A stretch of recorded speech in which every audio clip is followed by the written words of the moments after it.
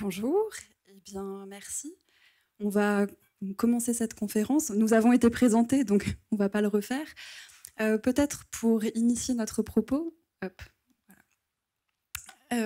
s'interroger sur le titre que nous avons choisi pour cette conférence, donc la création en danse, écrire, fabriquer, inventer. Évidemment, la première question qu'on se pose, c'est de savoir la création en danse, qu'est-ce que c'est ? Alors évidemment, cette conférence n'a pas prétention à apporter des réponses ou des définitions, mais plutôt à pouvoir partager avec vous quelques pistes de réflexion au fil de références historiques et théoriques, et aussi à travers plusieurs exemples d'œuvres qu'on va aussi pouvoir vous montrer en vidéo, pour compléter celles que vous avez peut-être pu admirer dans l'exposition, et plus largement aussi pour compléter celles que vous avez sans doute l'habitude de voir en tant que spectateur, spectatrice de danse. Alors voilà, dans ce titre, d'emblée, ce qui nous interpelle, c'est la notion de création, qui semble peut-être un peu étrange quand on l'applique à la danse. Parce que la notion de création implique l'idée d'un acte novateur, c'est-à-dire un acte qui va faire rupture avec l'existant et qui va faire advenir une forme assez inédite. La notion de création, c'est aussi un acte singulier, c'est-à-dire qui va porter la subjectivité de son auteur.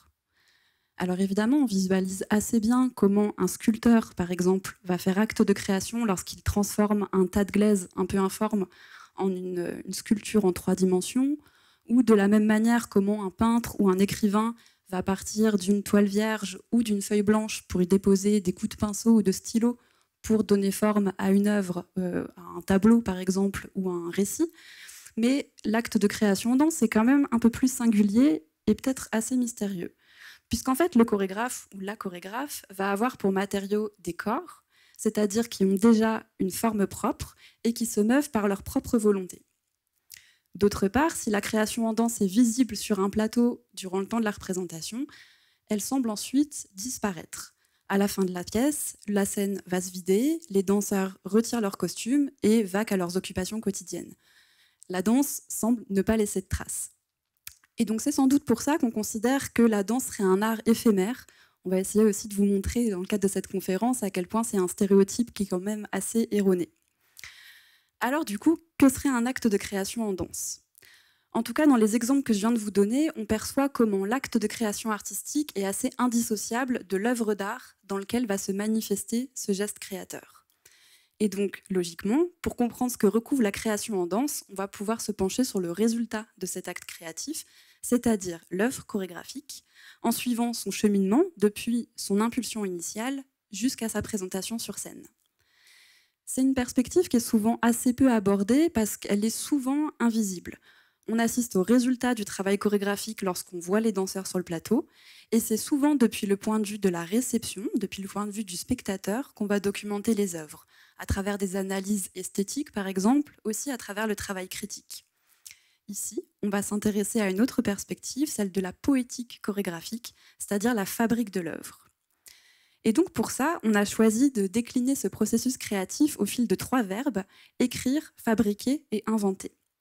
Alors évidemment, l'ordre d'énumération de ces verbes et les activités qui sont sous-entendues, ça esquisse une sorte de chronologie implicite du processus d'élaboration d'une danse. Mais comment est-ce que cette succession, donc écrire, fabriquer, inventer, décline-t-elle les étapes par lesquelles un chorégraphe va créer une œuvre ? Et je propose, pour essayer de le comprendre, quelques pistes d'analyse de l'usage de ces 3 verbes dans le champ chorégraphique. Tout d'abord, on peut s'intéresser à l'acte d'écrire, qui semble assez paradoxal quand on pense à la danse, puisqu'elle se transmet au fil d'une tradition dite orale, c'est-à-dire, je schématise bien sûr, par imitation, de corps à corps, et non pas par la médiation d'un objet, c'est-à-dire d'un livre ou d'une partition, par exemple. Mais pourtant, nous le savons, certains artistes de danse utilisent des sources écrites pour pouvoir façonner leur danse. Des livrets, comme dans le ballet par exemple, parfois des scripts, des partitions, on le verra tout à l'heure avec Mélanie, qui vont proposer un support pour composer la danse. Juste pour donner un très bref exemple, c'est le cas ici dans l'après-midi d'un faune, avec un système de succession qui en réalité ne fonctionne pas tout à fait comme ça, entre le poème initial de Mallarmé, la partition musicale de Debussy, puis la concrétisation chorégraphique de Nijinsky. Alors évidemment, dans ces écrits préalables à la danse, c'est rarement la danse elle-même qu'on inscrit. La danse, c'est-à-dire les pas, les rythmes, les déplacements dans l'espace. L'écriture comme consignation d'une œuvre de danse arrive rarement en amont de la danse, mais plutôt a posteriori. Alors pourquoi? Parce qu'en fait, écrire pour les danseurs, c'est pas toujours établir un texte écrit.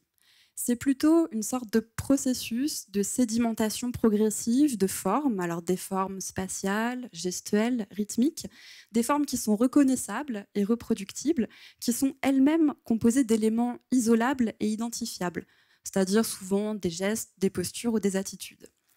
Et donc l'écriture d'une œuvre chorégraphique, c'est finalement ce à quoi elle aboutit. Et donc elle s'inscrit prioritairement dans le corps des danseurs.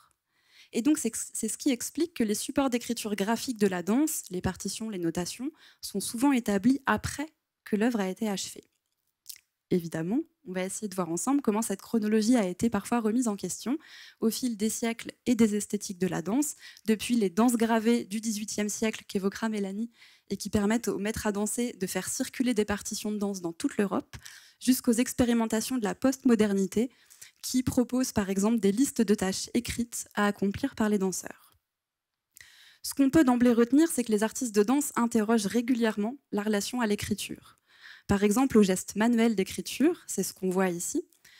Parfois aussi dans la relation à l'écrit comme un objet inerte qui paraît s'opposer au mouvement continu de la danse, et en particulier de la danse improvisée. Évidemment, ce sont des oppositions schématiques. Vous voyez ici Isadora Duncan qui a beaucoup improvisé. Mais il s'intéresse aussi à l'écriture comme un art littéraire, par exemple lorsque les chorégraphes s'intéressent au dialogue des arts, une pièce que vous connaissez sans doute, Maggie Marin, qui a travaillé à partir des textes de Beckett.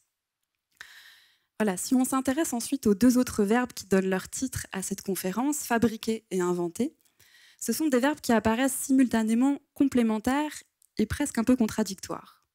C'est-à-dire que fabriquer contient l'imaginaire d'un acte manuel, artisanal, alors qu'inventer évoque plutôt une activité mentale, l'activation d'un imaginaire parfois assez abstrait. Alors comment est-ce que ces deux activités peuvent s'articuler dans le travail de la danse? On aurait spontanément tendance peut-être à inverser leur ordre, c'est-à-dire qu'on va d'abord inventer l'idée d'une œuvre de danse, on va imaginer ses gestes, puis on va essayer de les concrétiser physiquement dans le studio de répétition pour pouvoir fabriquer ensuite la chorégraphie. En fait, en danse, c'est parfois, et peut-être même souvent, l'inverse qui se produit. C'est-à-dire que de nombreux artistes vont d'abord improviser en studio pendant des jours, parfois des semaines. Ils vont mettre leur corps en mouvement de manière soit spontanée, soit à partir de consignes qu'ils vont s'adresser. Et peu à peu, de ces diverses tentatives, va découler une matière gestuelle qui va mener à l'apparition d'une idée qui va ensuite donner forme à l'œuvre. C'est un petit peu de cette manière que va travailler Pina Bausch, que vous connaissez sûrement, qui composait ces pièces en adressant à ses danseurs des consignes d'improvisation qui vont peu à peu se sédimenter sous la forme de ce qu'elle appelle des Stück, c'est-à-dire des petites pièces en allemand, et qui vont ensuite être juxtaposées pour constituer la trame de l'œuvre. D'ailleurs, pour le philosophe Gilles Deleuze, qui est souvent mentionné par les danseurs, ce serait la composition qui ferait l'œuvre d'art, parce qu'elle témoigne du savoir-faire de l'artiste, c'est-à-dire sa capacité à agencer et à mettre en relation des matériaux pour créer des sensations. Et ces sensations vont se révéler au fur et à mesure de la fabrication de l'œuvre. Et donc tout ça nous invite à préciser ce qu'on peut entendre par le dernier verbe qui donne son titre à cette conférence, le verbe inventer. Est-ce qu'inventer, quand on crée de la danse, c'est créer ex nihilo, c'est-à-dire à partir de rien, en laissant s'exprimer la subjectivité de l'artiste? En fait, ça, c'est une conception très contemporaine de la création artistique. Aujourd'hui, on attend des œuvres d'art qu'elles fassent preuve de nouveauté et qu'elles nous surprennent, mais en réalité, ça n'a pas toujours été le cas. Et au contraire, pendant des siècles, et même encore aujourd'hui, on va le voir, les œuvres de danse cherchent parfois moins à s'inventer qu'à se réinventer sans cesse. C'est le cas par exemple de certaines danses sociales, mais aussi du ballet, qui vont réemployer et modifier perpétuellement des structures rythmiques et gestuelles préexistantes pour pouvoir assurer la transmission d'une tradition de danse. Plus récemment, certains chorégraphes d'avant-garde du XXe siècle vont eux aussi composer des pièces uniquement constituées d'extraits d'œuvres antérieures, selon des procédés de collage, de juxtaposition ou de citation. On y reviendra.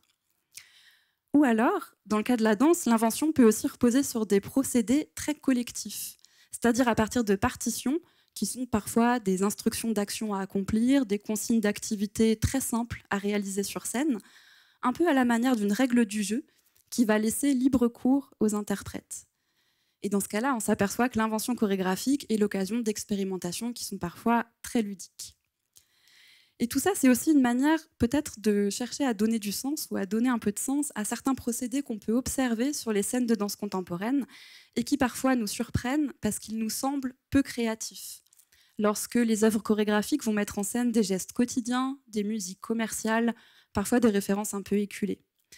Et c'est sans doute l'occasion pour nous, spectateurs, de prendre conscience des présupposés que l'on attribue à la définition d'une œuvre d'art et d'une œuvre chorégraphique. Finalement, ces trois termes, écrire, fabriquer et inventer, pourraient nous apparaître comme étant assez synonymes. En tout cas, c'est ce qu'on va essayer d'explorer ensemble au fil d'une traversée à grands pas, même à très grands pas, de l'histoire de la danse, pour essayer de voir selon les périodes, les esthétiques, les cultures du corps et du mouvement, comment les artistes de danse ont chacun articulé les actes d'écrire, de fabriquer et d'inventer des œuvres chorégraphiques. Et donc là aussi, pour préciser le cadre de cette conférence, on va s'intéresser essentiellement à des pratiques de danse qui se concrétisent par des œuvres scéniques, c'est-à-dire des danses qu'on désigne parfois par l'expression de danse spectaculaire, par opposition aux danses dites sociales. Donc les danses sociales qui sont plutôt pratiquées au sein d'une communauté. Alors évidemment, cette opposition n'est vraiment que de surface, hein. Là encore je schématise, et il existe en réalité de très nombreuses porosités entre les danses sociales et les danses scéniques ou spectaculaires. Juste pour prendre un exemple, le pas de bourrée, que vous connaissez peut-être parce qu'il appartient au vocabulaire codifié de la danse classique, il emprunte son rythme et certaines de ses formes à la bourrée auvergnate ou la bourrée berrichonne par exemple, qui elle-même va s'inspirer de certains gestes ouvriers ou agricoles. Donc vous voyez que les deux sont souvent très liés. D'autre part, ces différentes danses scéniques sur lesquelles on va s'appuyer recouvrent elles-mêmes une très très grande diversité de formes et une très grande diversité d'esthétiques. J'en présente ici quelques exemples pour vous donner des images. Et donc, on va aborder ici seulement quelques exemples ou quelques références saillantes, un peu comme des points de repère qui nous semblaient représentatifs de l'histoire récente de ces danses scéniques occidentales, puisque nous allons surtout nous intéresser à des danses produites en Europe et en Amérique du Nord. Il faut aussi avoir conscience que ce sont des danses plutôt savantes, plutôt d'avant-garde et parfois très expérimentales. Finalement, pour conclure cette introduction, quelques points de repère un peu plus transversaux sur certaines catégories que nous allons utiliser et que j'ai déjà commencé à utiliser, les termes de danse classique, de danse moderne, de danse contemporaine. Évidemment, ces termes classiques, modernes, contemporains évoquent une sorte d'évolution chronologique ou historique, mais en réalité, gardons en mémoire que ce sont surtout des catégories esthétiques. Par exemple, le classique de la danse classique existe toujours à notre époque, alors que notre époque n'a a priori rien de classique. Et de la même manière, les danses contemporaines sont d'une immense diversité, et leur seul point commun est d'être actuelles les unes vis-à-vis des autres, d'être contemporaines les unes par rapport aux autres. Et ces danses dites contemporaines intègrent d'ailleurs de très nombreux autres styles de danse, de très nombreuses techniques, telles que le hip-hop, le jazz ou le flamenco par exemple. Alors, pour commencer cette randonnée dans la danse, on va commencer par l'écriture. Écrire. Et donc, une première question. Que peut bien avoir en commun ces trois dessins? Qu'est-ce qu'on voit? À gauche, l'étrange arc de cercle surmonté d'une petite tête noire qui n'en finissent pas de remonter le long d'une ligne centrale. Au centre, des colonnes dessinées le long desquelles s'agrègent des formes géométriques et quelques lettres éparses. Et à droite, on discerne une succession de lignes parallèles, non sans rappeler des portées musicales, bien que les notes semblent ici avoir été remplacées par des virgules. Ces trois images sont toutes trois des images de notation de danse. La première date du XVIIIe, les deux autres du XXe siècle. Car oui, la danse s'écrit, la danse se note. Peu de gens savent en effet que la chorégraphie s'est dotée tout au long de son histoire de nombreux systèmes de danse et de notation sur lesquels nous allons revenir avec des vocations et des objectifs assez variés. Rappelons d'ailleurs que le terme chorégraphie a d'abord été le terme pour désigner celui qui écrit, chorégraphie, écrire le mouvement. et non celui qui crée la danse. Jusqu'alors, en tout cas au XVIIIe, c'était le maître de ballet. Le maître de ballet inventait la danse et le chorégraphe écrivait la danse. Mais qu'est-ce qu'on écrit de la danse lorsqu'on la note? Le premier témoignage que l'on a de quelque chose qui pourrait ressembler à une notation nous vient d'Espagne au XVe siècle. Alors, je vous rassure, je serais bien incapable de vous énoncer de quoi il s'agit vraiment. Mais ce qui est intéressant, c'est qu'on assiste, quoi qu'il en soit, à un premier processus de codification avec des signes abstraits, des initiales, des chiffres et des abréviations pour consigner et pour essayer de garantir une certaine transmission d'une pratique sociale de danse, en l'occurrence en Espagne. Alors, il faut attendre quand même le XVIe siècle pour que un chanoine, le chanoine de Langres de Taboureau, mieux connu sous le pseudonyme de Tonneau d'Arbaud, publie en 1589 le premier véritable manuel de danse qu'il appellera l'orchéographie, dans lequel il expose précisément la manière d'exécuter non seulement les basses danses, mais aussi toutes les nouvelles danses qui apparaissent au XVIe siècle. En Italie, et Dieu sait qu'à cette période-là, l'Italie était faste et inventive. En 1600, effectivement, là aussi, quelque chose s'invente à partir de les vers d'Ovide, et on va commencer à observer les premiers dessins. Donc, on a d'ores et déjà un peu des premières codifications avec des lettres, et puis les dessins vont apparaître pour essayer un petit peu de mettre visuellement un petit peu les danses qu'il s'agissait d'exécuter. L'exercice de la danse fait alors partie vraiment à cette époque-là, d'une pratique de la cour, et avec une certaine esthétique assez raffinée qui va évidemment se poursuivre au fur et à mesure du XVIIe et du XVIIIe. De fait, on revient à la cour de France. Et la danse va devenir, au fur et à mesure, une pratique majeure au sein de la cour du roi, sous le règne, en l'occurrence, de Louis XIV, grand amateur de danse. Et là, il va vraiment pousser un peu à faire évoluer les choses, à confier à Pierre Beauchamp, un maître de ballet, une mission, celle véritablement de codifier la danse qu'il se pratiquait à la cour, qu'on appelait la belle danse, tant qu'à faire. Et donc, c'est vraiment grâce à lui, à Pierre Beauchamp, que va s'installer littéralement une codification, et la fameuse codification des 5 positions, que peut-être certains d'entre vous ont peut-être déjà effectué, les fameuses 5 positions des pieds et des bras que l'on retrouve ensuite au ballet classique. Donc, on a un premier vocabulaire qui se pose à cette période-là, et il faudra attendre 1700 pour voir apparaître, un peu dans le prolongement, un grand manuel de notation de la danse, chorégraphie ou l'art de décrire la danse par caractères, figures et signes démonstratifs, publié à Paris par le maître de ballet Raoul Feuillet. Feuillet est vraiment quelqu'un d'important dans cette histoire, puisque c'est lui qui va pousser un peu plus la question de la notation en commençant par inventer littéralement un premier langage. La question, c'est comment je peux noter avec un langage, avec des signes, avec une certaine grammaire, la danse qu'il s'agit de refaire, en l'occurrence dans la cour. Ce qui est intéressant à voir là dans ces quelques exemples, c'est qu'on a ce qu'il faut comprendre, c'est que ça fonctionne, on voit quand même avec la musique, mais c'est comme si c'était la danse qu'on voyait vue d'en haut. Donc, c'est principalement les trajets que font les danseurs ou les danseuses dans un espace donné, en l'occurrence, dans un espace quand même qui est souvent très allongé, puisqu'il faut imaginer qu'on est en cours, et donc le public, il est tout autour. il n'est pas frontal, souvent. Et donc, la feuille de papier représente la salle. Vue d'en haut, donc, côté haut, où se trouve la portée musicale, désigne l'emplacement du public dans le cas de la danse de théâtre, mais quand c'est en cours, c'est effectivement tout autour. Un chemin représente le parcours que va faire les danseurs et danseuses, et ce chemin est ponctué de petites barres correspondant aux barres de mesure de la musique.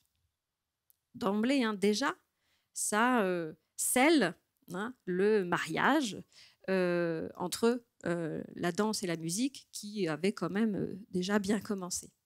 Donc on comprend bien que la notation de la danse va vraiment être directement corrélée à celle de la musique.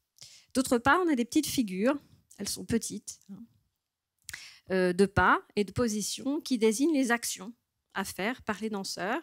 Sur ces figures sont greffés des petits signes représentant les actions de base, la danse baroque, puisque c'est de ça dont il s'agit, et là pour le coup assez restreinte dans ses actions, puisque on pourrait la résumer sur plier, glisser, tomber, élever, sauter, cabrioler, tourner, pied en l'air, pied pointé. En gros, le vocabulaire de la danse baroque, elle est... Voilà. Béatrice Massin n'est pas dans cette salle, elle ne m'en voudra pas.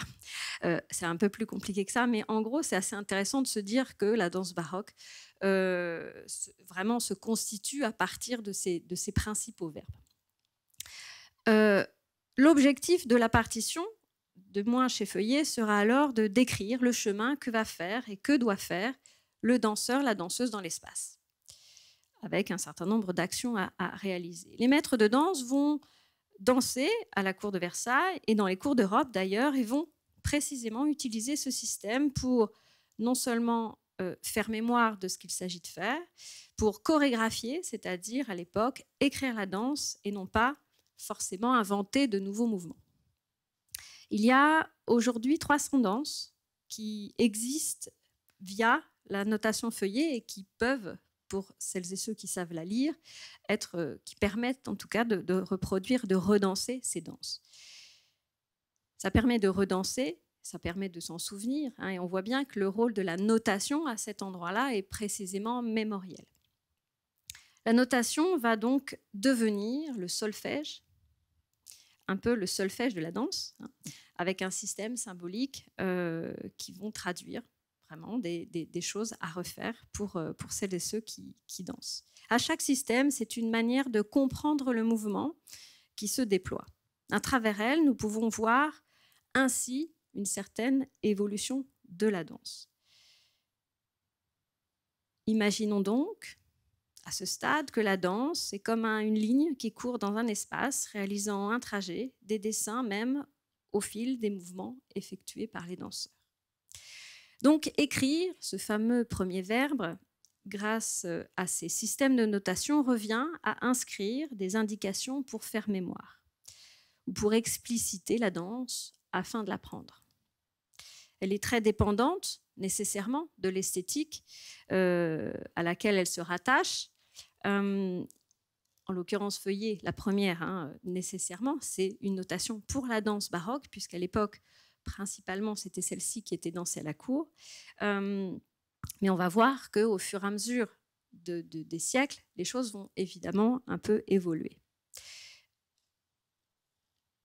Qu'avons-nous d'autres partitions? Vous voyez, on a toujours ce système vu du haut, et puis on se représente assez aisément. On voit qu'il y a du monde. En tout cas, c'est une danse qui se danse voilà, avec beaucoup de danseurs, et on sent un petit peu la...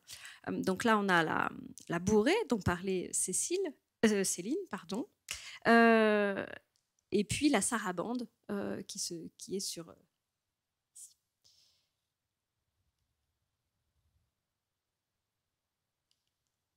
Donc, oh là là, j'ai fait un bond dans le temps. Écrire grâce à ce système, en tout cas le système de notation, au XXe siècle, le besoin va se faire sentir pour les chorégraphes d'aller inventer des systèmes qui puissent embrasser le maximum d'esthétique possible, puisque à l'aube du XXe siècle, les esthétiques de la danse vont évidemment un petit peu évoluer ou en tout cas se diversifier. Donc c'est la question que va se poser notamment Rudolf Laban à partir des années 30, c'est quel est le système que je peux inventer qui soit en capacité de décrire toutes les danses et pas simplement une danse qui se ferait de telle ou telle manière. Et voilà ce que fait notre ami Rudolf Laban. À partir de 1928, il va se poser plusieurs questions par rapport à la danse. Première question, pour essayer d'élaborer ce système, que se passe-t-il? Quand cela se produit-il? Combien de temps dure-t-il le mouvement? On s'entend. Et quelle personne ou quelle partie du corps exécute ce mouvement? Il choisit alors de construire son système à partir du corps et plus comme l'espace dont on a vu tout à l'heure. Il va organiser un système de partitions qui ne sont plus horizontales comme la musique ou comme on avait pu voir tout à l'heure, mais plutôt verticales. Et il va organiser le corps du centre jusqu'aux périphéries. La colonne vertébrale centrale du corps se situe au milieu de cette partition. Et puis, au fur et à mesure, il déplie les bras, les mains, les épaules. Au fur et à mesure, on voit un petit peu sur le côté, enfin en bas. Donc, les parties gauches sont à gauche, les parties droites sont à droite. Il invente un alphabet géométrique qui va déterminer l'espace, les directions, les positions du corps et les rythmes. L'espace, c'est ces petits carrés, triangles, qui sont soit blanches avec un petit point au milieu pour la partie, je dirais le niveau un peu intermédiaire. Les signes qui sont noircis sont tout ce qui relève du plutôt bas. Et puis, les hachurés, c'est plutôt tout ce qui relève du niveau haut. Ce carré, d'ailleurs, que vous pouvez, de manière un petit peu plus élaborée, retrouver dans l'exposition, qui s'intitule un icosaèdre, qui est une forme géométrique, qui est un peu l'homme de Vitruve en 3 dimensions, c'est-à-dire l'ensemble de l'espace qu'un corps peut atteindre, en tout cas, peut investir sans bouger dans l'espace. Donc c'est notre bulle. Donc il va vraiment partir de cette histoire-là, de dire voilà, qu'est-ce qu'un corps peut atteindre en termes de direction. Et c'est à partir de ces petits points, en tout cas de ces systèmes géométriques, qu'il va être en capacité de noter où est-ce que va ce bras, la main, le pied, donc l'ensemble des parties du corps qui sont censées être en mouvement. La partition va se lire de bas en haut et enchaîne les mouvements à faire. Chaque danseur possède sa ligne qui peut bien évidemment être reliée à celle d'un partenaire ou d'une partenaire. Ça donne quelque chose de ce type-là tout au fond. Ça, c'est une partition avec, en l'occurrence, 2 danseurs. Je ne pousserai pas plus loin l'analyse, puisque ça demande des longues études pour être choréologue et pour être notateur, parce que ça devient vraiment un langage à apprendre, à savoir noter, à savoir décrypter, à savoir réécrire. Donc, ce n'est pas notre mission aujourd'hui, donc tout va bien, mais ce qui est assez intéressant, c'est de comprendre un petit peu la logique de cette histoire. Un autre Rudolf, quasi à la même période, va se poser, somme toute, des questions assez similaires, Rudolf Beneš, et lui va prendre un peu plus de temps, mais va être aussi sur l'invention d'un autre système de notation, la notation Beneš, qui s'enseigne tout autant au CNSM. Mais lui va un peu changer les choses. Il va, on voit, organiser les choses sur une portée plutôt horizontale, et tout de même, il va organiser le corps sur cette portée avec un registre, voilà, la tête est en haut, le thorax au milieu, le bassin, enfin, il va décomposer le corps à l'intérieur de cette portée. On retrouve l'idée de portée musicale, il va d'ailleurs tout tout aussi bien l'inscrire dans les portées finales. Ça va structurer le temps. On est toujours dans l'enchaînement des mouvements, sachant que ça se lit effectivement de gauche, de gauche à droite. Et contrairement à Laban, Benesch va choisir de considérer le geste comme un trajet à réaliser entre deux situations. C'est dès lors l'origine et la fin du geste qu'il va noter, plus que le mouvement en tant que tel. Peu de place est fait, même s'il est, à la question de l'espace, alors que c'était quelque chose de très important dans la logique, effectivement, de Laban.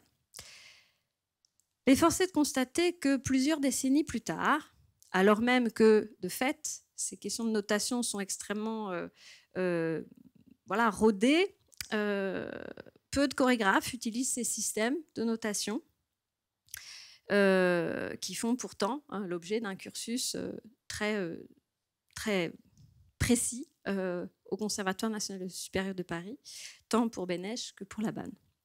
Une seule compagnie, celle de Prejlocage au Centre chorégraphique national d'Aix-en-Provence, qui est en mesure de s'offrir les services d'une notatrice à plein temps.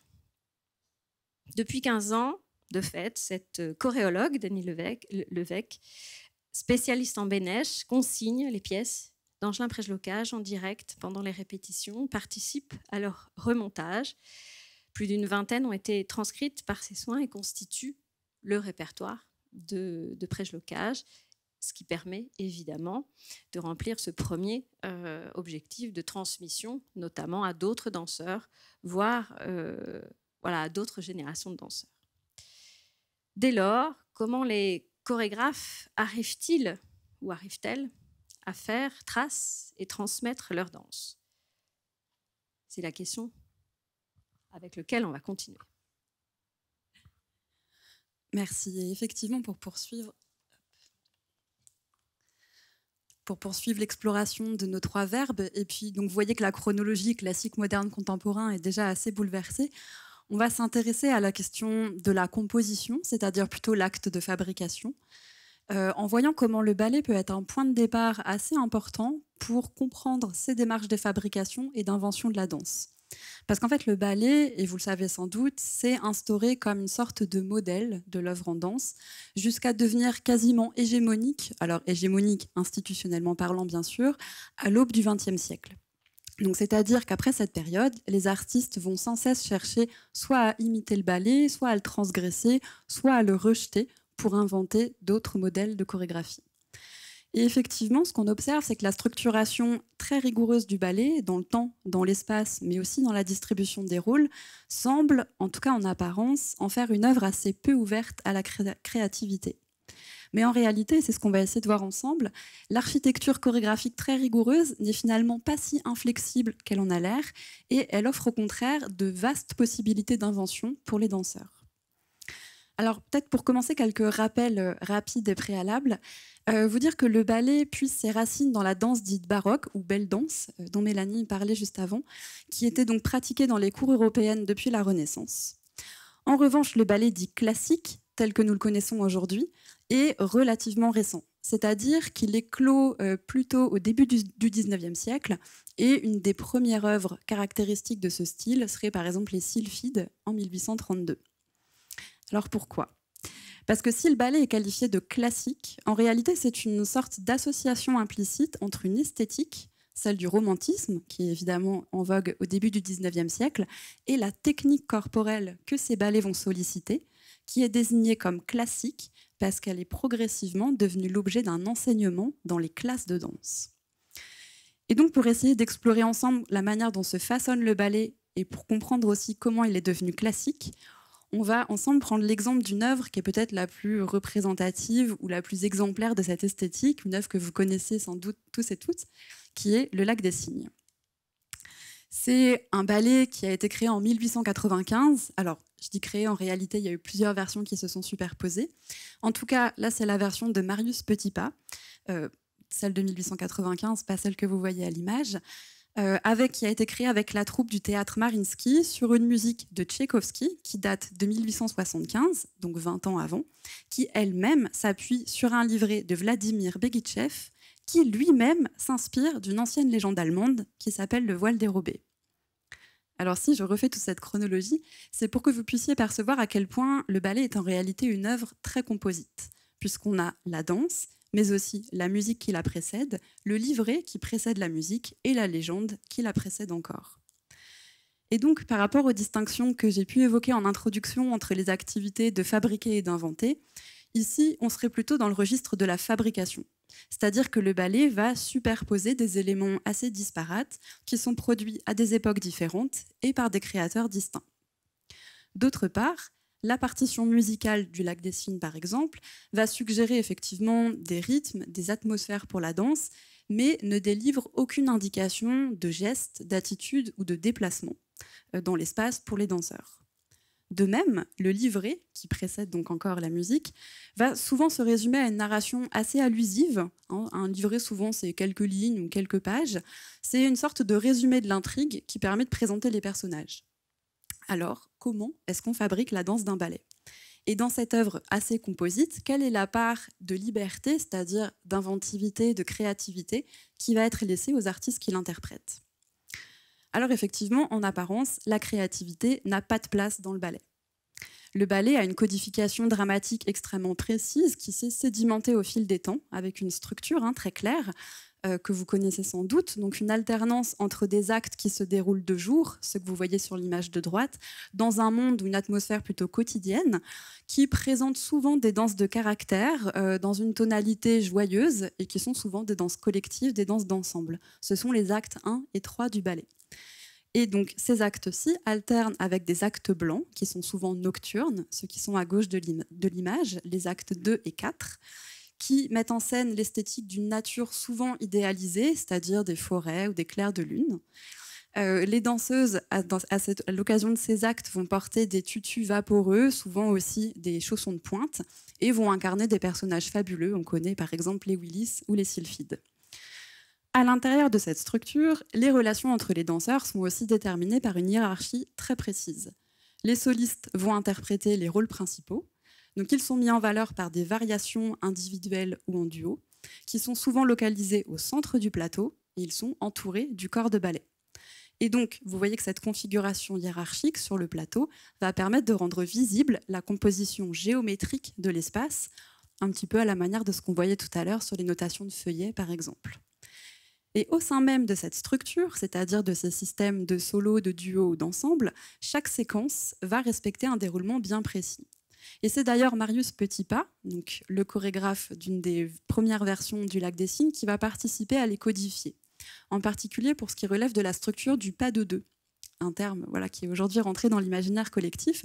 Le pas de deux, selon Petipa, va s'ouvrir sur un adage, ensuite se poursuivre par une variation du danseur, puis une variation de la danseuse, et va s'achever par une coda qui est souvent virtuose. À l'intérieur même de ces séquences, chaque séquence de gestes et de pas va être établie en puisant dans le vocabulaire et dans la grammaire de la danse classique. Donc jusqu'ici, tout semble très rigoureusement construit. Et dans l'extrait suivant, dans la vidéo qu'on va pouvoir voir ensemble, je vous invite justement à observer ces différentes structures que je viens d'énoncer. C'est-à-dire que vous allez d'abord voir un pas de deux des étoiles au milieu du corps de ballet. On ne les voit pas très bien, le corps du ballet est un peu autour. Vous allez voir aussi que donc, ce duo a lieu au centre du plateau. Puis, vous allez voir un extrait du pas de 4 des solistes. Ce pas de 4 est évidemment à l'unisson. Et vous allez aussi pouvoir observer la géométrie de leur déplacement.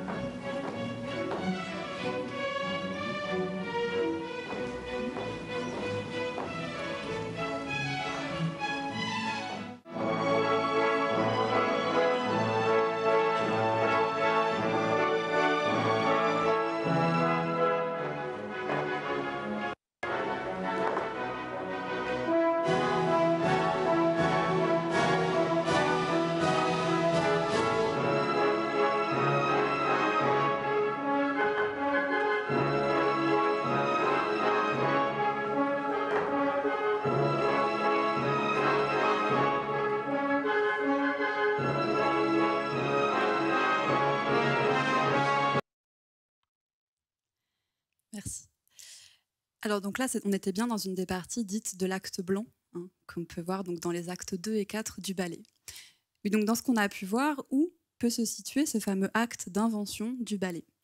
Et en réalité, c'est justement grâce à cette structuration très rigoureuse que vous avez pu voir là, que les danseurs, donc les danseurs-interprètes, vont avoir, en tout cas pour les solistes, la part de créativité la plus grande. Alors pourquoi ? Parce qu'en fait, comme la danse de ballet ne s'appuie sur aucune source textuelle, telle qu'on a pu en voir par exemple précédemment, la transmission du ballet va utiliser un mode de transmission orale, c'est-à-dire entre les danseurs. C'est-à-dire que chaque soliste, hop, ça c'est le format du solo, chaque soliste va apprendre son rôle à son successeur à partir de sa mémoire, à partir de sa compréhension des pas, de son propre corps, c'est-à-dire de sa tonicité, des coordinations de mouvements qui lui sont propres, et aussi de son interprétation personnelle, c'est-à-dire qu'il va y ajouter son grain de sel, son propre style. Et donc, en fait, tout ça fonctionne un petit peu sur le modèle du téléphone arabe, hein, si on se souvient des jeux de notre enfance. C'est-à-dire que la danse ne va pas du tout se transmettre de manière linéaire, à l'identique, mais va au contraire se transformer à chaque étape. Alors finalement, est-ce que cette évolution constante du ballet est problématique ? On pourrait conclure que c'est à travers ces différentes répétitions, à travers ces différentes modifications, la disparition de l'œuvre initiale. C'est-à-dire qu'aujourd'hui, quand on danse le ballet Lac des Cygnes à l'Opéra de Paris, on ne danse pas du tout la version de Marius Petipa de 1895. En réalité, c'est précisément ces variations constantes qui permettent de faire perdurer les œuvres, puisqu'on est dans un système dit de tradition orale, et donc c'est ça qui leur permet de perdurer au présent. Parce qu'en fait, cette variation est nécessaire pour que l'œuvre suive l'évolution des corps et l'évolution des techniques de danse. Pour vous en montrer un exemple, c'est c'est ici donc une des ballerines qui était l'une des premières interprètes du Lac des Cygnes. Vous voyez, donc c'est une photo de 1901. Et donc, vous voyez que son corps est très différent de ceux des danseurs qu'on peut connaître aujourd'hui. Elle peut nous sembler assez lourde. On voit sa cage thoracique qui est assez imposante, son pied dans le chausson de pointe qui est assez crochu, une certaine faiblesse musculaire et surtout des mouvements qui n'ont pas une très grande amplitude. Et donc, évidemment, les choses ont dû évoluer aujourd'hui et la technique s'est aussi adaptée à l'évolution des corps. D'autre part, ce qu'on imagine souvent comme étant la tradition immémoriale de l'Opéra de Paris, en réalité n'est qu'une façade. Et c'est d'ailleurs ce dont témoigne une danseuse étoile de l'Opéra de Paris, Wilfried Piolet, qui est désormais décédée, mais qui nous disait la chose suivante. Aujourd'hui, le Lac des Cygnes est l'un des ballets que l'on connaît le mieux, mais quand j'ai été engagée à l'Opéra de Paris en 1960, il était presque totalement absent de notre tradition. Je l'ai découvert à la fin des années 50, quand des compagnies russes sont venues le présenter à Paris. Et donc c'est pour ça qu'aujourd'hui, les chercheurs en danse, et en particulier une chercheuse qui s'appelle Isabelle Launay, considèrent que la structure du ballet est destinée à ce qu'il soit transmis, c'est-à-dire qu'un ballet est transitif. Et donc c'est pour ça qu'il s'inscrit dans ce qu'elle appelle le régime esthétique de la variation. La variation parce que le chorégraphe va effectivement respecter certains passages obligés de l'œuvre, tels que j'ai pu les évoquer tout à l'heure, c'est-à-dire l'alternance des actes, le vocabulaire de pas, mais il peut aussi à l'intérieur introduire des séquences optionnelles qui vont lui permettre de se distinguer des mises en scène antérieures. D'autre part, si nous sommes dans le régime de la variation, c'est aussi parce que c'est à travers ce terme qu'on désigne une séquence interprétée par les solistes. Par exemple, le pas de deux que j'évoquais tout à l'heure. Et en fait, c'est au sein de ces séquences dites variations que chaque interprète va pouvoir exposer son style et ses capacités techniques, justement celles que les spectateurs de ballet vont mesurer et apprécier lors de la représentation. Et donc finalement, si on en revient à notre titre, la création en danse dans le ballet, c'est un minutieux travail de fabrication d'une structure chorégraphique pour ensuite sans cesse pouvoir l'interpréter et la réinventer. Et je laisse la parole à Mélanie pour poursuivre cette chronologie de la danse. Alors, on fait à nouveau un bond dans le temps pour arriver effectivement plutôt à la milieu du XXe siècle, avec ce qu'on appelle la postmodernité, avec cette bascule, une nouvelle bascule qui va opérer. Alors on l'a vu, grâce au ballet classique, hein, les modes de réinterprétation de la danse ont pu évoluer, et les danseuses, principalement au début du XXe siècle, vont pousser un peu plus avant les manières d'inventer et d'interpréter la danse, en particulier Isadora Duncan qu'on a vu sur sa plage tout à l'heure et Louis Fuller qui vont véritablement au début du XXe siècle être les premières pionnières à sortir du studio, à abandonner les pointes que l'on a vues tout à l'heure pour donner naissance à ce qu'on va appeler la danse libre. De quoi s'agit-il? La danse va se pratiquer les pieds nus en privilégiant l'improvisation avec pour principal souhait précisément de se délester de cette codification classique que l'on a vue tout à l'heure pour mettre davantage en valeur l'émotion ressentie au moment de danser en s'inspirant plus de la nature, par exemple les vagues, le sol, l'air, et en reconsidérant l'un des principes fondateurs de la danse, c'est-à-dire le rapport à la gravité. Il ne s'agit plus de sauter. Les chorégraphes vont ainsi revoir les contours même de ce qu'il s'agit de faire, qu'est-ce qu'il s'agit de faire lorsqu'on fait un spectacle de danse, en plaçant désormais la partition dont on parlait tout à l'heure comme un outil de création et non plus un support de mémoire comme ça avait été le cas jusqu'à présent. Avec la modernité, la danse va s'inventer à l'aide de dessins, de graphiques et glisse au fil des décennies du statut de modèle à reproduire, qui était jusqu'ici le cas, à plutôt un recueil de contraintes pour les gestes. La danse s'écrit avant de se donner à voir. Et un peu la bascule que ça opère. Elle s'organise alors autour de règles ou de protocoles dont l'exécution appartient désormais aux danseurs, donnant lieu à d'innombrables réinterprétations et interprétations. Tout ne s'écrit plus, contrairement à ce qu'on avait pu voir jusqu'à présent, et certaines caractéristiques du geste vont littéralement être laissées à la liberté du danseur ou de la danseuse. Alors il y a Anna qui a participé à tout ça. Anna Alprin est une chorégraphe américaine qui, à partir des années 50, a bien poussé les lignes de la danse et nous dit la chose suivante. Si vous portez quelque chose de vraiment lourd, si vous avez trop de choses à porter à la fois, ou des choses beaucoup plus grandes que vous, si vous vous déplacez d'un lieu à un autre le plus vite ou le plus lentement possible, cela change concrètement votre façon de bouger. Tout était exagéré dans les tâches et j'ai travaillé à partir de cela pendant des années. Anna Alprin va être donc cette chorégraphe américaine qui va opérer cette bascule à l'endroit de la manière dont on pense et fabrique la danse, et elle va introduire le geste quotidien comme une façon aussi de considérer le mouvement de la danse. Elle va faire ce qu'elle nomme les tâches, qui vont être une liste d'actions à faire qui prennent plutôt leur origine dans un geste quotidien et moins dans un registre codifié que l'on pouvait connaître jusqu'à présent. Les tâches vont remplacer la partition et elles rassemblent des gestes ordinaires, quotidiens, partent de s'habiller, se déshabiller, marcher, manger, porter, qui entrent désormais dans le vocabulaire et dans le répertoire de ce qui peut faire danse.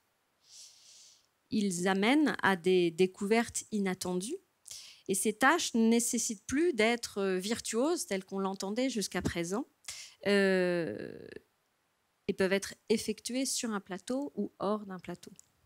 Il n'y a plus vraiment de rôle et pas vraiment de sentiment. Dans ces nouveaux protocoles amenés par Anna Alprin, ce qui est intéressant, alors attendez, hop, voilà. Ça, c'est ce que fait Anna Alprin. Ce qui est intéressant, c'est qu'elle va figurer quand même le sol. Le sol est toujours encore présent, ce qui laisse encore à penser que la danse a quand même encore à faire avec l'espace, avec un trajet dans l'espace, quel que soit ce qu'on va y faire. Et donc, elle va opérer plutôt une transcription dans cette fameuse pièce qui s'appelle Paradigm Changes. C'est un des rares dessins qui existent, hein. Donc c'est plutôt des cheminements dans des espaces donnés avec des actions particulières à faire. Il y a en l'occurrence 7 séquences qui rassemblent une partition d'actions et qui va convoquer un certain nombre de danseurs, ils sont assez nombreux, et qui vont être systématiquement faits dans un ordre donné.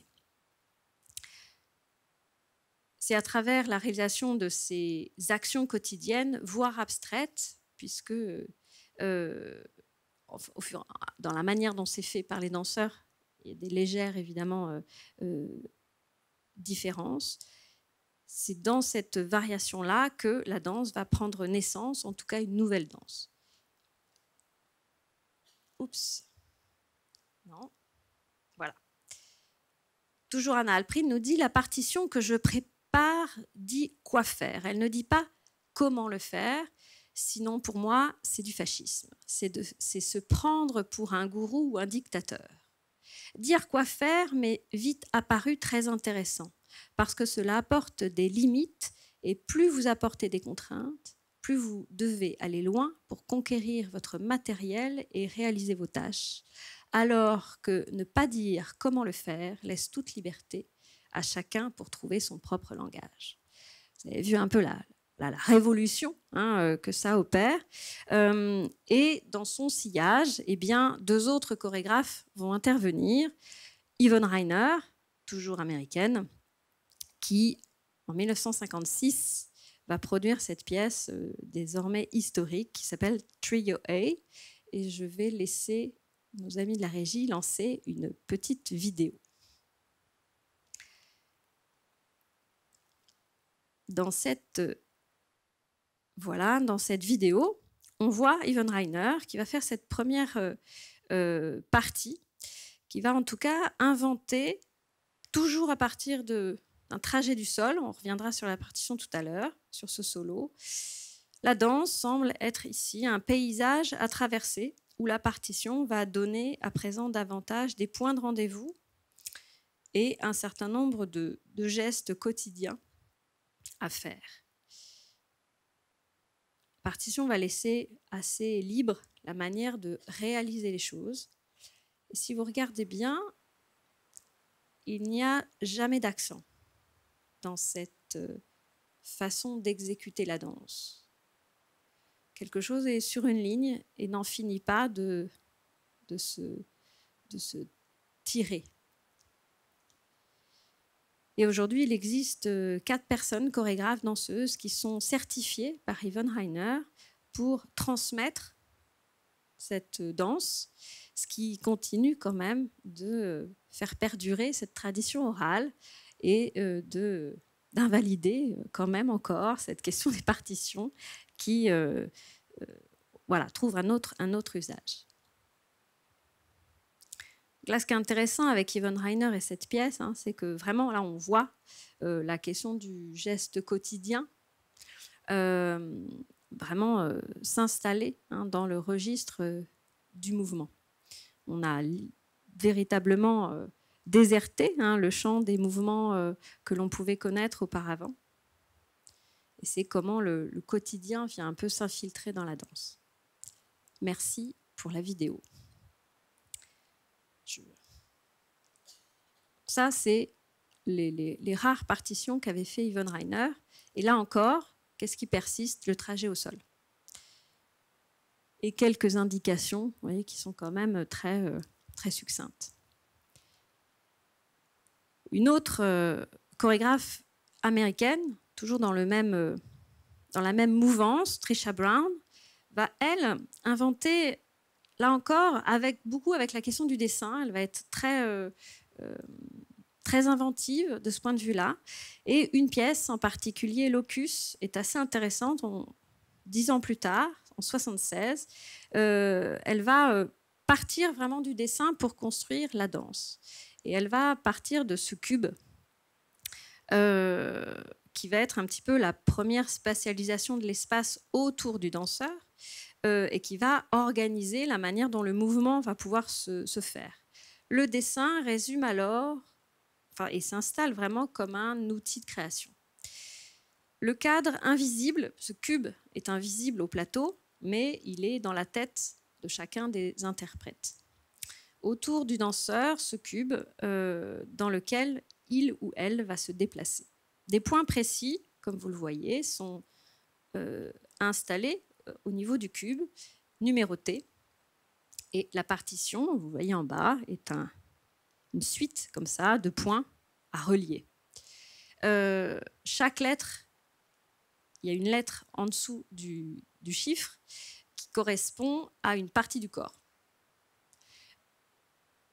Ainsi, l'enjeu de la danse va consister à atteindre chaque chiffre, en tout cas chaque point dans ce cube imaginaire, par une partie du corps précis du danseur ou de la danseuse. Les lettres correspondent à une phrase, à un texte que Trisha Brown aura écrit, et donc chaque lettre va correspondre à un mot de la phrase et du texte que Trisha Brown aura écrit. Je vous rassure, je vais vous montrer une vidéo. Est-ce qu'on peut mettre Trisha Brown, la deuxième vidéo? Alors, elle est toute seule. J'ai préféré prendre celle-ci parce que je trouvais qu'elle était extrêmement plus claire. On a en plus, grâce à un système de lumière, ce cube, en tout cas ce carré qui est délimité par la lumière au sol. Elle ne sortira pas du cube.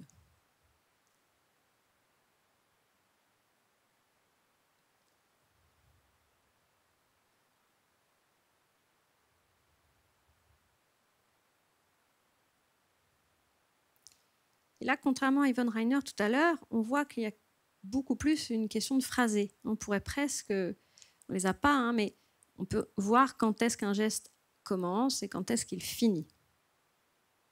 Ici, 1, 2, 3, 4, 5, 6, 1, etc. Ce qui était beaucoup plus dur avec Yvonne Rainer.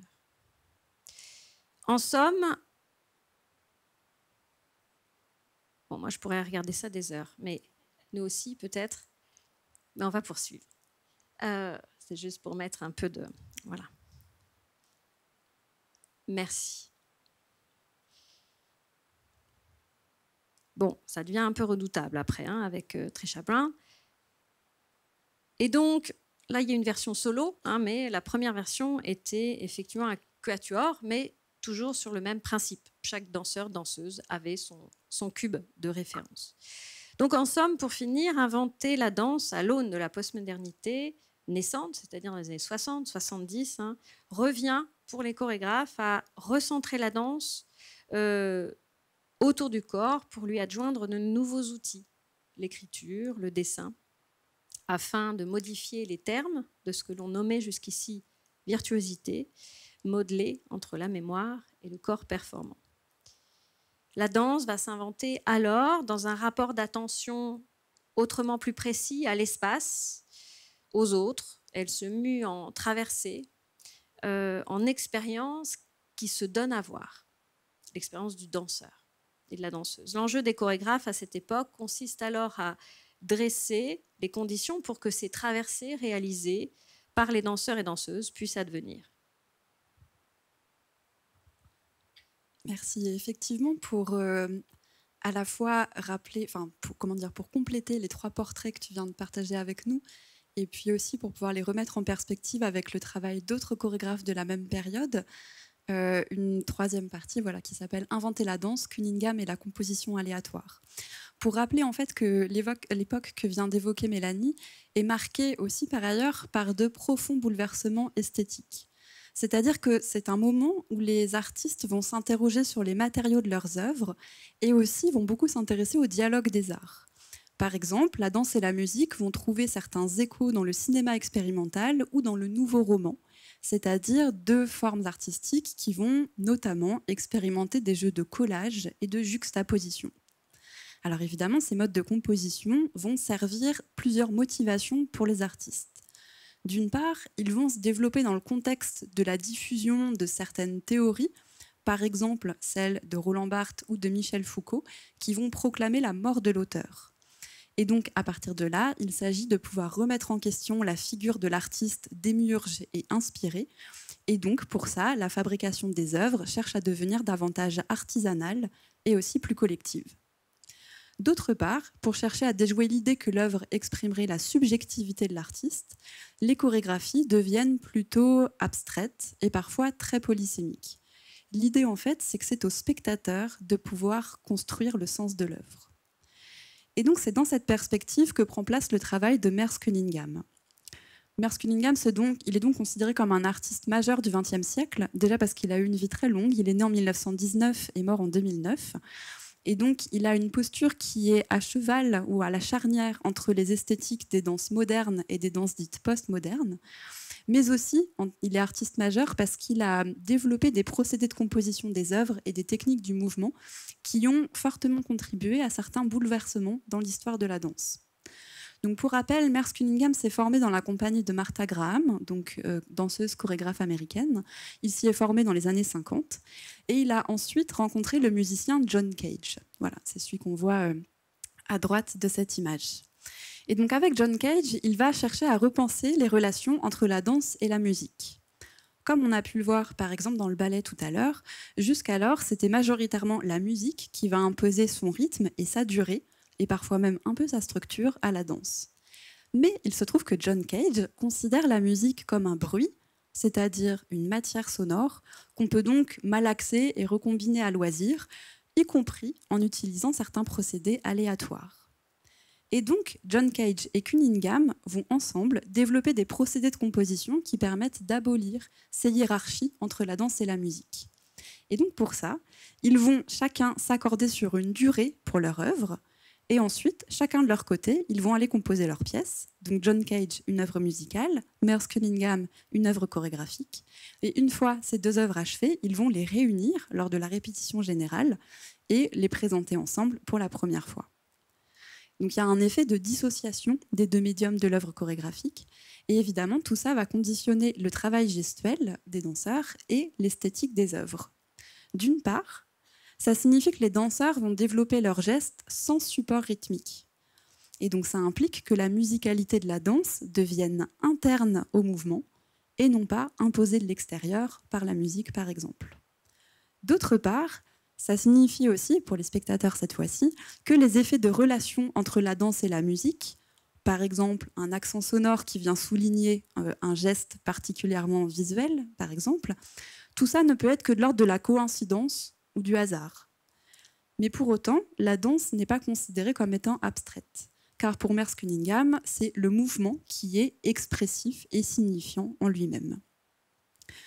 Et donc, vous voyez à travers ces différents procédés que Merce Cunningham considère que ses œuvres chorégraphiques sont particulièrement malléables, en tout cas que leur structure peut être sans cesse réadaptée. Et c'est ce qu'il va pouvoir mettre en pratique dans des performances qui s'inscrivent un petit peu dans la lignée des happenings d'Alan Capro, qu'on connaît par ailleurs. Et donc le modèle de ces performances va être développé en 1964, lorsqu'on va commander à Merce Cunningham une pièce pour la galerie d'un musée. Or, évidemment, l'espace d'une galerie ne permet pas d'accueillir la scénographie de ces pièces. Alors ce qu'il va faire, c'est qu'il va prélever des extraits de certaines de ses pièces précédentes et va les recomposer de manière aléatoire. C'est-à-dire que pour ces nouvelles pièces, tout va être tiré au sort à partir d'un lancer de dés. À la fois le choix des fragments issus de ces pièces antérieures, leur ordre d'apparition et aussi leur disposition dans l'espace. Et à ce propos, donc c'est ce qu'il appelle, ces performances, c'est ce qu'il appelle des events. Merce Cunningham, et donc voilà, vous voyez que ça ressemble à ça. Merce Cunningham dit la chose suivante. Je compose l'event à partir de fragments d'œuvres diverses, un peu comme on passe d'une chaîne à l'autre avec une télévision. J'attends aussi de connaître l'espace scénique pour composer la structure d'un soir, de sorte qu'il n'y aura jamais deux events semblables. Les éléments pourront être les mêmes, mais leur superposition sera différente. Et donc, par rapport à nos verbes qui donnent le titre à cette conférence, on voit que dans ce format, l'invention de l'œuvre est déléguée au hasard, la fabrication de la danse s'appuie sur des sources préexistantes, et quant à la création, en fait, elle diffère à chaque représentation. Et donc, ces différents procédés de composition aléatoire vont aussi influencer sur la scénographie des pièces. C'est-à-dire, c'est ce qu'on voyait dans l'image juste avant, la danse ne va plus forcément respecter les lois de la perspective et de la hiérarchie dans l'espace, comme on avait pu le voir tout à l'heure avec le ballet. Le centre du plateau n'est pas forcément le lieu le plus important, et chaque danseur ou groupe de danseurs, vous voyez ici des duos, va se comporter comme un soliste, puisqu'il va suivre sa propre partition. Vous voyez ici que l'espace suit une forme de L, qu'on a deux groupes de duos de danseurs, et que voilà, chacun suit son propre rythme. Donc la conséquence de ça, c'est que de nombreux événements ont lieu simultanément sur le plateau. Et pour nous, en tant que spectateurs, ça nous invite aussi à déplacer nos habitudes de regard. C'est-à-dire que spontanément, et par habitude aussi, notre œil va être attiré par le centre de la scène, aussi donc par les solistes, et souvent aussi par les parties du corps les plus visibles ou les plus expressives. Là, il s'agit de regarder partout, sans hiérarchie. Et donc cet effort pour pouvoir mettre à distance à la fois les choix de l'artiste et aussi le regard des spectateurs, tout ça dans le travail de création des œuvres chorégraphiques, va chez Merce Cunningham. Donc, je vous le disais tout à l'heure, il a eu une carrière très longue. Donc tout ça va ensuite, au cours de sa carrière, pouvoir rencontrer l'évolution des technologies, parce que les nouvelles technologies invitent aussi à d'autres formes d'inventivité. Et donc, c'est pour ça que Merce Cunningham va collaborer dans les années 1990 avec des informaticiens pour créer un logiciel qui s'appelle Lifeforms, qui va créer et modéliser des gestes dansés sous la forme de personnages virtuels. Donc, vous voyez ici des captures d'écran de ce logiciel. Ce logiciel va avoir 3 fonctions. D'une part, il va permettre de créer des images à partir de capteurs de mouvement posés sur les danseurs et traités par informatique. D'autre part, ou dans un autre temps, il va aussi permettre d'enregistrer des enchaînements à partir de cellules chorégraphiques informatisées, donc créées par ordinateur. Et ensuite, à partir de ces données, donc soit captées sur les danseurs, soit créées numériquement, on va pouvoir créer une chorégraphie originale et aléatoire, c'est-à-dire des mouvements inconnus que le cerveau humain n'aurait jamais pensé à inventer. Et donc, il va utiliser ce procédé de composition pour l'une de ses pièces qui s'appelle Biped, qu'il va créer en 1999.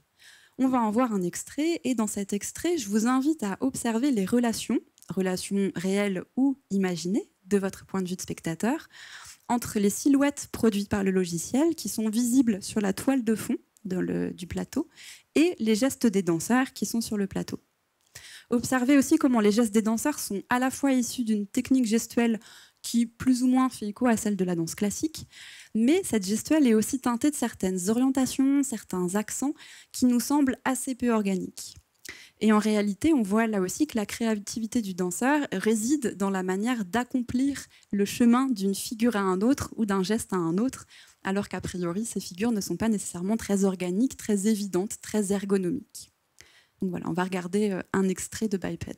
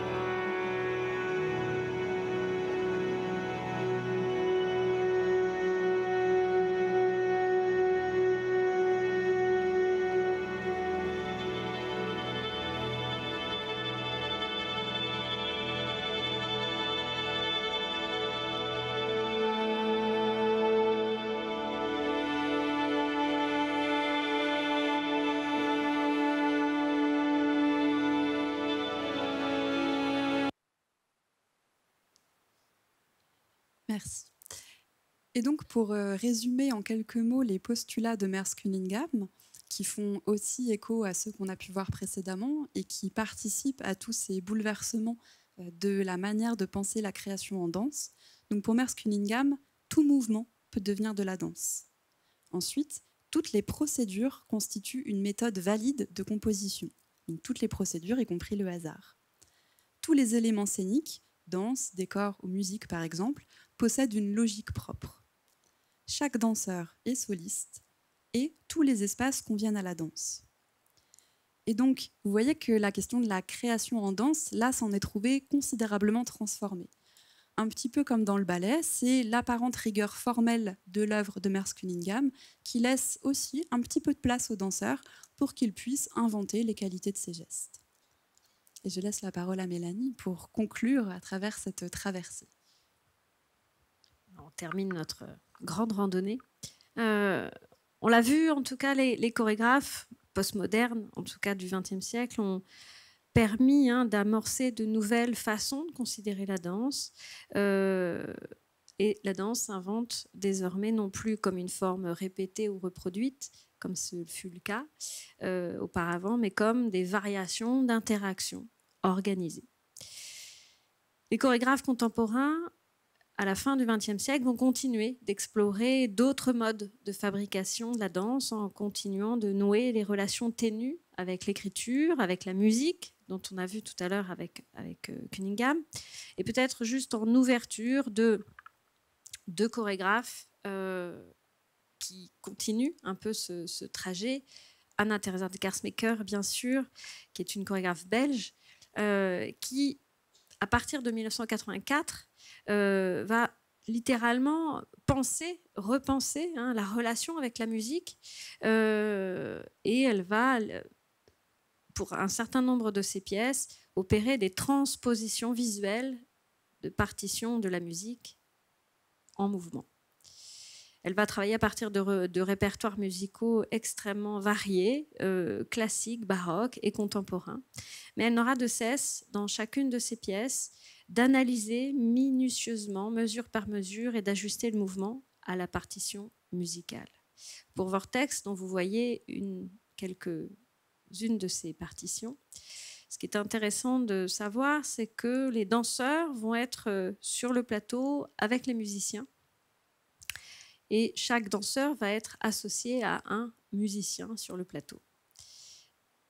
Les gestes des danseurs vont être dépendants à la fois de la partie instrumentale de la partition, mais également des gestes physiques de leur instrumentiste.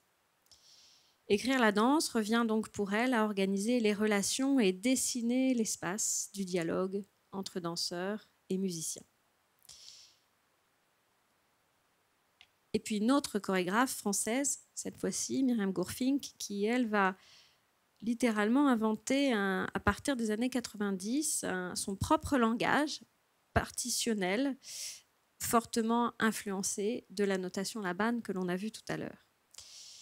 Outre le système en soi qui consiste à délimiter de nouvelles parties du corps qui sont susceptibles d'être mises en mouvement et mobilisées par la danse, à savoir la bouche, les yeux, les dents. Le mouvement va s'organiser en lien direct avec la respiration, qui va devenir le principal moteur du mouvement à faire advenir sur le plateau par les danseurs, souvent dans une extrême lenteur. Et la partition est, pour une première partie de ces œuvres, générée en direct et diffusée sur le plateau, si bien que les danseurs, les danseuses vont effectuer la partition qui se déroule en direct sous leurs yeux. En 3 mots donc, nos 3 mots qui ont constitué ce parcours, écrire, fabriquer, inventer, autour desquels nous avons donc cheminé, nous avons intercalé, composé. Une façon de raconter comment la relation entre l'écriture, l'invention et la fabrication reste en somme une histoire de composition entre les termes, composer par l'écriture, écrire la mémoire pour fabriquer, fabriquer puis écrire puis fabriquer, autant de mouvements au fil du siècle qui ont émaillé l'histoire de la danse. Voilà.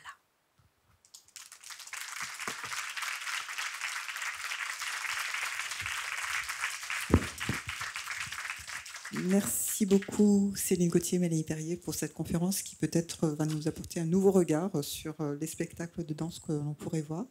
Si vous avez des questions, nous allons faire circuler des micros. Je vous demande de lever la main et voilà, on passera un micro. Oui.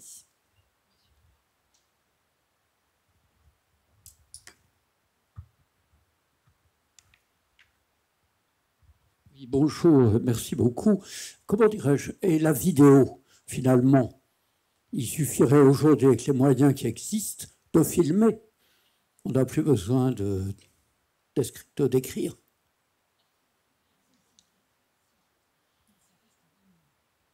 Bien sûr que la vidéo sert en particulier les danseurs pour souvent reprendre. On parlait tout à l'heure au niveau du classique où il y avait la question orale.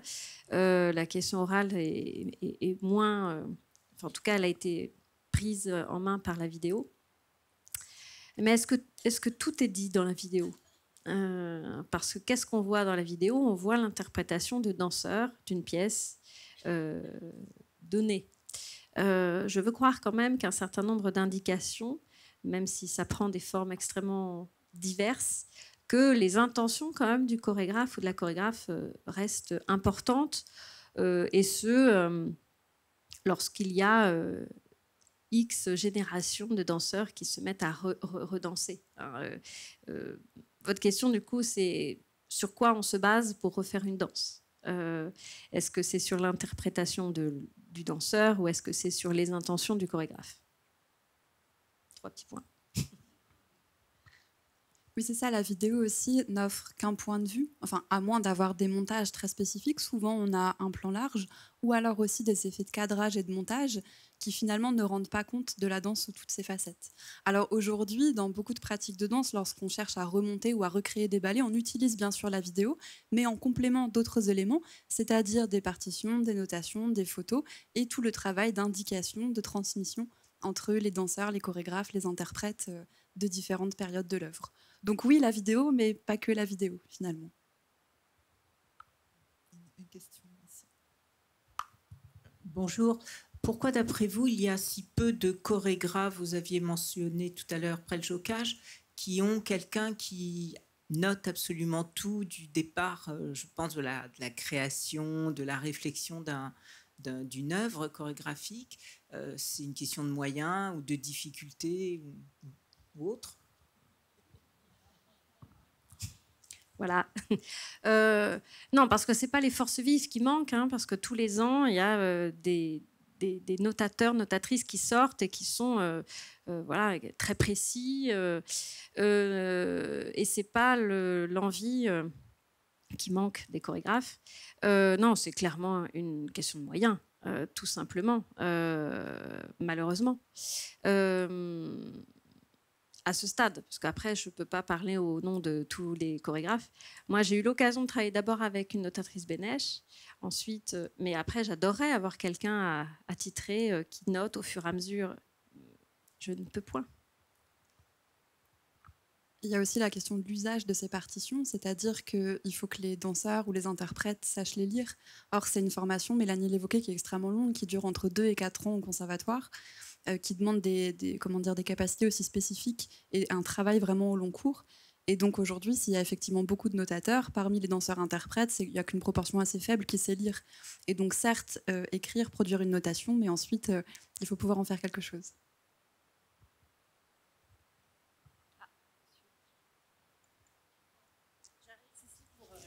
J'arrive, monsieur. Non, non, c'est enregistré.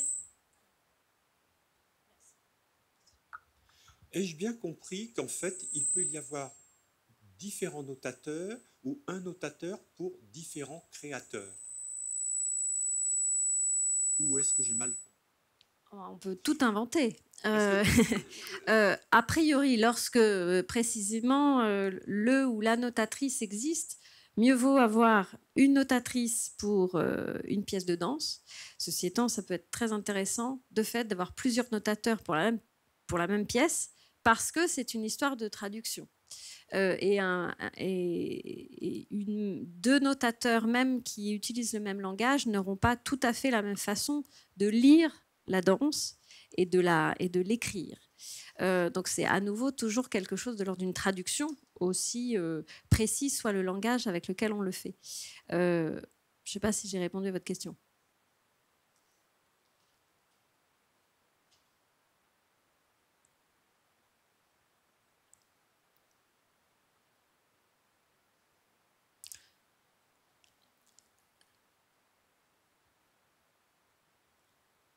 Ah, c'est une histoire de position.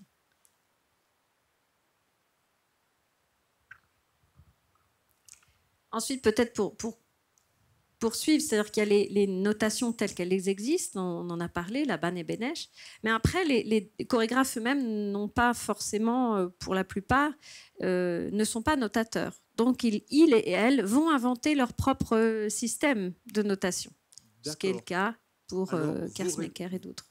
Vous avez, à l'heure actuelle, vous m'avez répondu. Mais pourquoi n'y a-t-il pas, comme pour la musique, un seul et unique mode d'écriture dans la gestuelle? Parce que s'il y avait pour chaque compositeur un système de solfège, on ne s'en sortirait pas.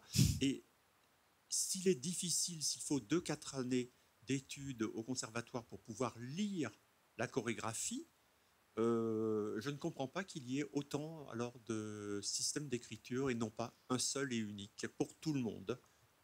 Je dirais qu'à partir du XXe siècle, il y a autant de langages que de chorégraphes. Donc un seul langage, aussi perfectionné soit-il, aurait quand même bien du mal à réussir à envisager les modes de fonctionnement des danses. C'est bien pour ça que les chorégraphes, en définitive, inventent leur propre système, parce que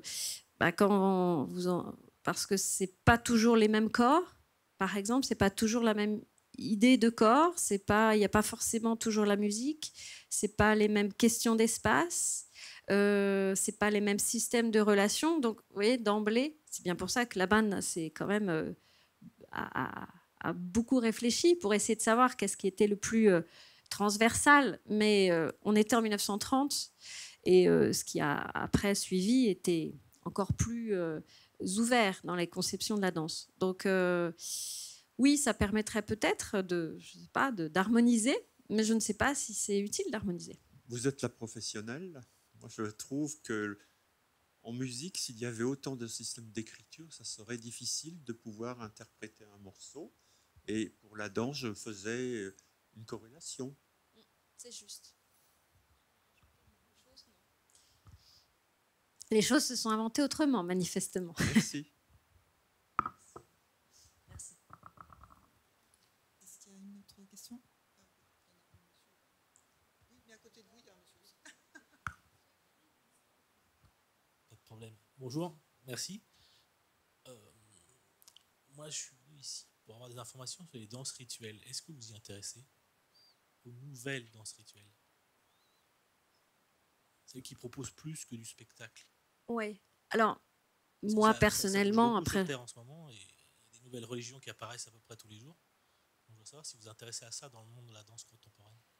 Après, il y a la danse en général et il y a plein de danseurs et plein de chorégraphes qui s'intéressent à plein de choses. Donc oui, forcément, parce que après, je ne peux parler qu'en mon nom, nécessairement. Toi, tu as peut-être des... Alors effectivement, ce que j'évoquais en introduction, c'est que là, on s'était principalement intéressé aux danses scéniques que j'avais provisoirement opposées aux danses sociales et effectivement les danses rituelles qui sont donc pas scéniques, spectaculaires, sont un petit peu entre les deux, on va dire. Après, pour faire une réponse plus large, en tout cas, les recherches en danse s'y intéressent et en particulier au sein de l'ACD, donc l'association des chercheurs en danse avec qui cette conférence est en partenariat. On va prochainement lancer un numéro de revue, de notre revue Recherche en danse, qui est consacrée à l'anthropologie de la danse. Et vous trouverez sûrement certaines réponses ou certaines études d'œuvres ou d'études de pratique qui pourraient faire écho à ces questions de danse rituelle, je pense.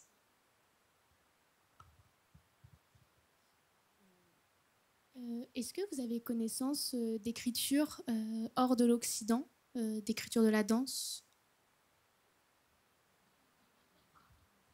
Non, non, mais j'ai pas du tout la prétention de dénoncer le fait que ça n'existe pas.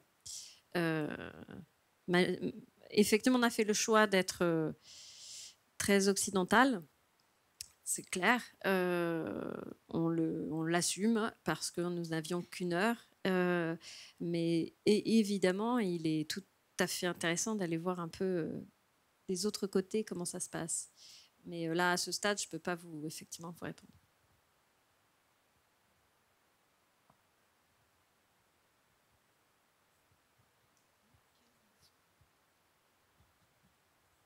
Moi, ce n'est pas vraiment une question, mais peut-être pour participer à la discussion.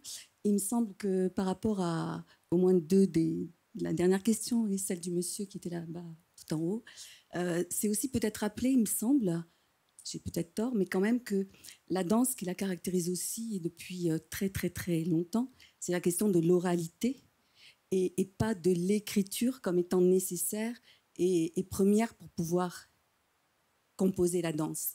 Et c'est peut-être une grosse différence avec la musique occidentale, parce que là aussi, il faut qu'on resitue, sur votre question sur d'autres pays aussi, on pourrait aussi renvoyer à la musique qui n'est pas du tout notée de la même façon, et que c'est bien un enjeu occidental.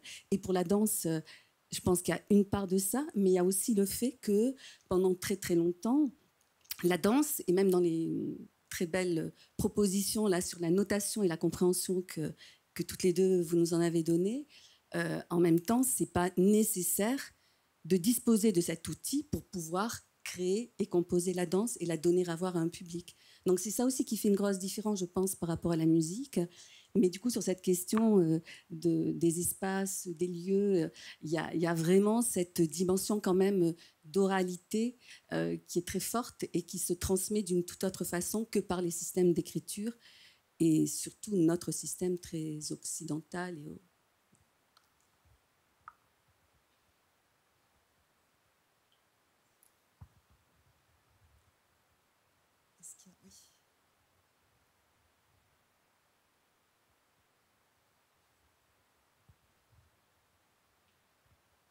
Bonjour. Moi, je voulais juste préciser que certaines danseuses, bon, par exemple, je pense aux danseuses des ballets de Pina Bausch, elles enregistrent corporellement la danse. Et c'est vrai qu'elles sont, des fois, on les utilise pour refaire un autre ballet. Et finalement, ce que je voulais dire, c'est que le corps aussi, il enregistre tous les mouvements et peut enregistrer aussi la façon de danser et tout. Et je trouve que c'est aussi important. Voilà. Oui, c'est évident qu'il y a même un certain nombre de danseurs, voire de chorégraphes qui mettent en place des pièces avec la mémoire que leur corps porte parce qu'ils ont ou elles ont traversé et dansé un certain nombre de pièces. Pour rebondir sur effectivement la question de l'oralité, et c'est là où je vous suis. Moi, je sais que personnellement, je fais enregistrer les veilles de première, mes interprètes, et elles me racontent qu'est-ce qu'elles se racontent quand elles dansent. Qu'est-ce qu'elles se disent. C'est en soi un autre type de partition, c'est passionnant, au point que c'est devenu pour certaines pièces une pièce sonore, parce que je trouvais ça totalement passionnant d'écouter la danse et pas de la voir, même si la pièce existe pour autant. Mais en tout cas, il y a un type de langage qui est propre aux danseurs qui n'existe pas sur les partitions. Et oui, c'est aussi dans cette perspective que moi, j'ai proposé de développer l'exemple du ballet classique, en fait, où finalement, si sa structure est devenue hégémonique à partir du 19e siècle, c'est aussi finalement ces modes de transmission qui sont particulièrement représentatifs de ce qui se passe dans le monde de la danse. C'est-à-dire que finalement, les pratiques d'écriture que Mélanie a pu présenter, si elles ont été fondamentales pour pouvoir créer des points de repère dans l'histoire de la danse, sont parfois uniquement des épiphénomènes, en fait. Et la transmission en danse, comme le rappelait aussi Joël Vélé, est essentiellement orale, et y compris dans le ballet, qui pour autant, alors que le ballet est quand même une institution présentée dans les maisons d'opéra, et donc par ce caractère institutionnel, laisse une large place aux pratiques d'écriture et aux formes écrites qui permettent justement la reconnaissance institutionnelle de la danse. Mais évidemment, au sein même de ces formes très institutionnalisées, la danse se transmet oralement, en fait.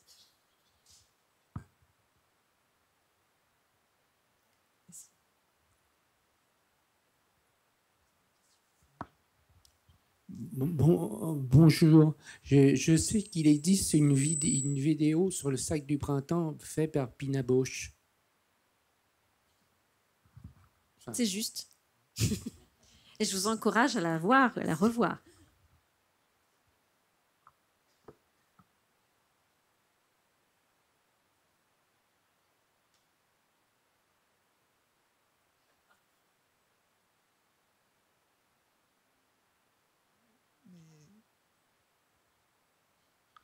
Que pensez-vous de Benjamin Millepied?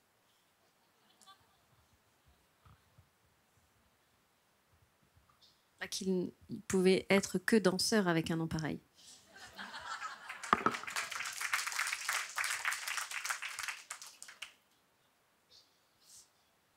Est-ce qu'il y a encore une question? Non.